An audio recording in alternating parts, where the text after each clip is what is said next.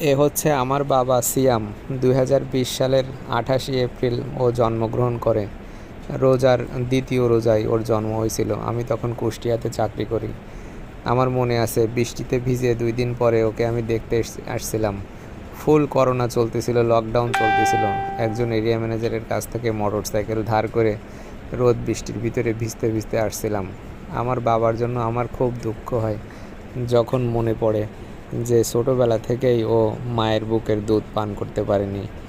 এরকম যখন ঘুমিয়ে থাকে তখন ওর মুখের দিকে তাকালে আমি খুব কষ্ট অনুভব করি। আর মনে মনে ভাবি, আমার বাবার পরকালে হয়তোবা হিসাব কম হবে, কারণ ছোটোবেলায় ও টোটালি ওর মায়ের বুকের দুধ পান করতে পারেনি।